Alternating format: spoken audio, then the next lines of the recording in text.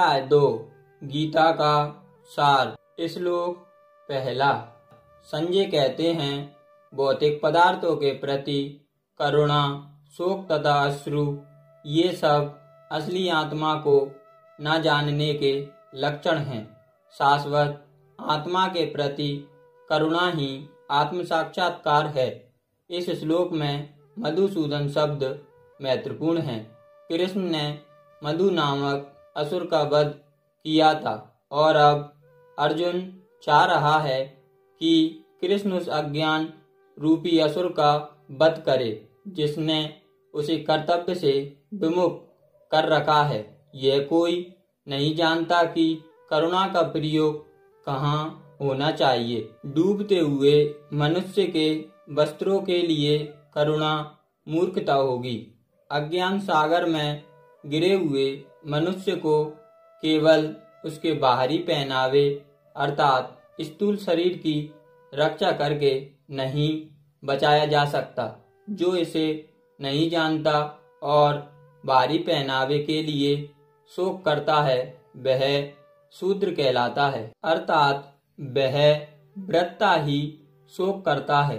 अर्जुन तो क्षत्रिय था, अतः उससे ऐसे आचरण की आशा न थी, किंतु भगवान कृष्ण अज्ञानी पुरुष के शोक को विनष्ट कर सकते हैं और इसी उद्देश्य से उन्होंने भगवत गीता का उपदेश दिया। यह अध्याय में भौतिक शरीर तथा आत्मा के वैश्लेषिक अध्ययन द्वारा आत्म साक्षात्कार का उपदेश देता है, जिसकी व्याख्या परम अधिकारी भगवान कृष्ण द्वारा की गई है।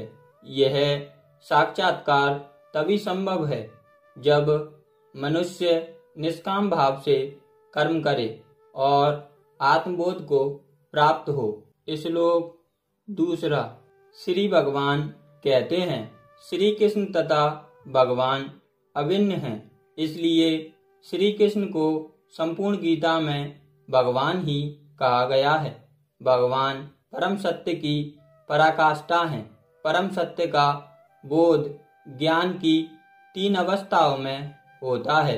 ब्रह्म या निर्विशेष सर्वव्यापी चेतना, परमात्मा या भगवान का अंतर्यामी रूप जो समस्त जीवों के हृदय में है, तथा भगवान या श्री भगवान कृष्ण परम सत्य का ज्ञाता, परम सत्य का अनुभव ज्ञान की 3 अवस्थाओं में करता है और ये सब अवस्थाएं एक रूप हैं। ये ब्रह्म, परमात्मा तथा भगवान के रूप में व्यक्त की जाती हैं। इन 3 दिव्य पक्षों को सूर्य के दृष्टांत द्वारा समझाया जा सकता है, क्योंकि उसके भी 3 भिन्न भिन्न पक्ष होते हैं। यथा धूप प्रकाश, सूर्य की सतह तथा सूर्यलोक स्वयं। जो सूर्य के प्रकाश का अध्ययन करता है वह नौसिखिया है। जो सूर्य की सतह को समझता है वह कुछ आगे बढ़ा हुआ होता है और जो सूर्यलोक में प्रवेश कर सकता है वह उच्चतम ज्ञानी है। जो नौसिखिया सूर्य प्रकाश, उसकी विश्वव्याप्ति तथा उसकी निर्विशेष प्रकृति के अखंड तेज के ज्ञान से ही तुष्ट हो जाता है, वह उस व्यक्ति के समान है जो परम सत्य के ब्रह्म रूप को ही समझ सकता है। जो व्यक्ति कुछ अधिक जानकार है वह सूर्य गोले के विषय में जान सकता है, जिसकी तुलना परम सत्य के परमात्मा स्वरूप से की जाती है। जो व्यक्ति सूर्यलोक के अंतर में प्रवेश कर सकता है उसकी तुलना उससे की जाती है जो परम सत्य के साक्षात रूप की अनुभूति प्राप्त करता है। अतः जिन भक्तों ने परम सत्य के भगवान स्वरूप का साक्षात्कार किया है वे सर्वोच्च आध्यात्मवादी हैं। यद्यपि परम सत्य के अध्ययन में रत सारे विद्यार्थी एक ही विषय के अध्ययन में लगे हुए हैं। सूर्य का प्रकाश, सूर्य का गोला तथा सूर्यलोक की भीतरी बातें, इन तीनों को एक दूसरे से विलग नहीं किया जा सकता। फिर भी तीनों अवस्थाओं के अध्येता एक ही श्रेणी के नहीं होते। संस्कृत शब्द भगवान की व्याख्या व्यासदेव के पिता पराशर मुनि ने की है। समस्त धन, शक्ति, यश, सौंदर्य, ज्ञान तथा त्याग से युक्त परम पुरुष भगवान कहलाता है। ऐसे अनेक व्यक्ति हैं जो अत्यंत धनी हैं, अत्यंत शक्तिमान हैं, अत्यंत सुंदर हैं और अत्यंत विख्यात विद्वान तथा विरक्त भी हैं, किंतु कोई साधिकार यह नहीं कह सकता कि उसके पास सारा धन, शक्ति आदि है। एकमात्र कृष्ण ही ऐसा दावा कर सकते हैं, क्योंकि वे भगवान हैं। ब्रह्मा, शिव या नारायण सहित कोई भी जीव कृष्ण के समान पूर्ण ऐश्वर्यवान नहीं है। अतः ब्रह्म संहिता में स्वयं ब्रह्मा जी का निर्णय है कि श्री कृष्ण स्वयं भगवान हैं। ना तो कोई उनके तुल्य है, ना उनसे बढ़कर है। वे आदि स्वामी या भगवान हैं, गोविंद रूप में जाने जाते हैं और समस्त कारणों के परम कारण हैं। ऐसे अनेक पुरुष हैं जो भगवान के गुणों से युक्त हैं, किंतु कृष्ण परम हैं, क्योंकि उनसे बढ़कर कोई नहीं है। वे परम पुरुष हैं और उनका शरीर सच्चिदानंद में है। वे आदि भगवान गोविंद हैं और समस्त कारणों के कारण हैं। भागवत में भी भगवान ने नाना अवतारों की सूची है, किंतु कृष्ण को आदि भगवान बताया गया है, जिनसे अनेकानेक अवतार तथा ईश्वर विस्तार करते हैं। यहाँ पर वर्णित सारे अवतारों की सूचियाँ या तो भगवान की अंश कलाओं अथवा पूर्ण कलाओं की हैं, किंतु कृष्ण तो स्वयं भगवान हैं। अतः कृष्ण आदि भगवान परम सत्य परमात्मा तथा निर्विशेष ब्रह्म दोनों के उद्गम हैं। भगवान की उपस्थिति में अर्जुन द्वारा स्वजनों के लिए शोक करना सर्वथा अशोभनीय है। अतः कृष्ण ने कुछ शब्द से अपना आश्चर्य व्यक्त किया है। आर्य जैसी जाति के किसी व्यक्ति से ऐसी मलिनता की उम्मीद नहीं की जाती। आर्य शब्द उन व्यक्तियों पर लागू होता है जो जीवन के मूल्य को जानते हैं और जिनकी सभ्यता आत्म साक्षात्कार पर निर्भर करती है।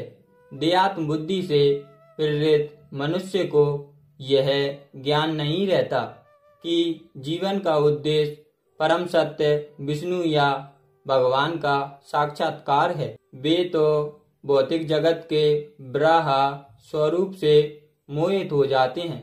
अतः वे यह नहीं समझ पाते कि मुक्ति क्या है। जिन पुरुषों को भौतिक बंधन से मुक्ति का कोई ज्ञान नहीं होता, वे अनार्य कहलाते हैं। यद्यपि अर्जुन क्षत्रिय था, किंतु युद्ध में विचलित होकर वह अपने कर्तव्य से च्युत हो रहा था।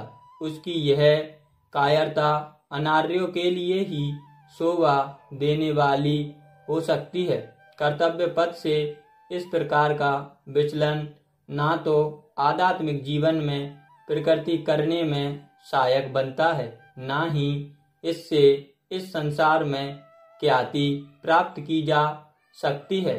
भगवान कृष्ण ने अर्जुन द्वारा अपने स्वजनों पर इस प्रकार की करुणा का अनुमोदन नहीं किया। श्लोक 3। अर्जुन को प्रतापुत्र के रूप में संबोधित किया गया है। पिता कृष्ण के पिता वसुदेव की बहन थी, अतः कृष्ण के साथ अर्जुन का रक्त संबंध था। यदि क्षत्रिय पुत्र लड़ने से मना करता है तो वह नाम का क्षत्रिय है, और यदि ब्राह्मण पुत्र अपवित्र कार्य करता है तो वह नाम का ब्राह्मण है। ऐसे क्षत्रिय तथा ब्राह्मण अपने पिता के अयोग्य पुत्र होते हैं। अतः कृष्ण यह नहीं चाहते थे कि अर्जुन अयोग्य क्षत्रिय पुत्र कहलाए। अर्जुन कृष्ण का घनिष्ठतम मित्र था और कृष्ण प्रत्यक्ष रूप से उसके रथ का संचालन कर रहे थे, किंतु इन सब गुणों के होते हुए भी यदि अर्जुन युद्ध भूमि को छोड़ता है तो वह अत्यंत निंदनीय कार्य करेगा। अतः कृष्ण ने कहा कि ऐसी प्रवृत्ति अर्जुन के व्यक्तित्व को शोभा नहीं देती। अर्जुन यह तर्क कर सकता था कि वह परम पूज्य भीष्म तथा स्वजनों के प्रति उदार दृष्टिकोण के कारण युद्ध भूमि छोड़ रहा है, किंतु कृष्ण ऐसी उदारता को केवल हृदय दौर्बल्य मानते हैं। ऐसी झूठी उदारता का अनुमोदन एक भी शास्त्र नहीं करता। अतः अर्जुन जैसे व्यक्ति को कृष्ण के प्रत्यक्ष निर्देशन में ऐसी उदारता या तथाकथित अहिंसा का परित्याग कर देना चाहिए। श्लोक 4। अर्जुन ने कहा, भीष्म पितामह तथा द्रोणाचार्य जैसे सम्माननीय व्यक्ति सदैव पूजनीय हैं। यदि वे आक्रमण भी करें तो उन पर उलटकर आक्रमण नहीं करना चाहिए। यह सामान्य शिष्टाचार है कि गुरुजनों से वाग युद्ध भी ना किया जाए। यहाँ तक कि यदि कभी वे रूक्ष व्यवहार करे तो भी उसके साथ रूक्ष व्यवहार ना किया जाए। तो फिर भला अर्जुन उन पर बाण कैसे छोड़ सकता था? क्या कृष्ण कभी अपने पितामह नाना अग्रसेन या अपने आचार्य सांदीपनि मुनि पर हाथ चला सकते थे? अर्जुन ने कृष्ण के समक्ष ये ही कुछ तर्क प्रस्तुत किए। श्लोक 5। शास्त्रों के अनुसार ऐसा गुरु जो निंद कर्म में रत हो और जो विवेक शून्य हो त्याज्य है। दुर्योधन से आर्थिक सहायता लेने के कारण भीष्म तथा द्रोण उसका पक्ष लेने के लिए बाध्य थे। यद्यपि केवल आर्थिक लाभ से ऐसा करना उनके लिए उचित ना था। ऐसी दशा में वे आचार्यों का सम्मान खो बैठे थे, किंतु अर्जुन सोचता है कि इतने पर भी वे उसके गुरुजन हैं, अतः उनका वध करके भौतिक लाभों का भोग करने का अर्थ होगा रक्त से सने अवशेषों का भोग।